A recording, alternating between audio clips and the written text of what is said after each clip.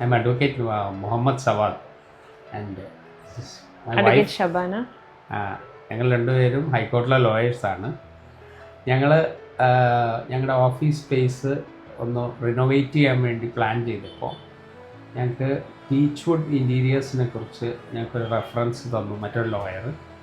അപ്പോൾ ഞങ്ങൾ മിസ്റ്റർ മാക്സ്വെലിനെയാണ് ഞങ്ങൾ കോണ്ടാക്ട് ചെയ്തത്.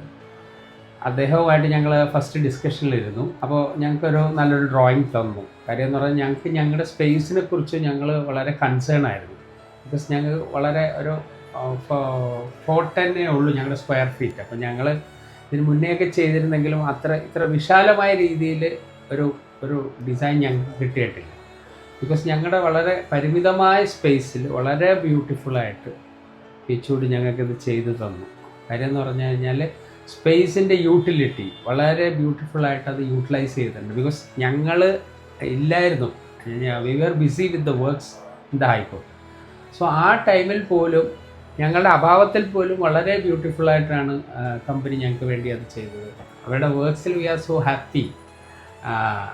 മാഡം എന്തെങ്കിലും ഒന്ന് അത് തന്നെയാണ്, അതായത് മാക്സിമം യൂട്ടിലിറ്റി നമുക്ക് ചെയ്തു തന്നു. പിന്നെ വളരെ ഫ്രണ്ട്ലി ആയിട്ട് നമുക്ക് കാര്യങ്ങൾ ഡിസ്കസ് ചെയ്യാനും, പിന്നെ ഫ്രം ദ വെരി ബിഗിനിങ് അവർ ഓരോ ഡിസ്കഷനിലും നല്ല രീതിയിൽ പാർട്ടിസിപ്പേറ്റ് ചെയ്തു.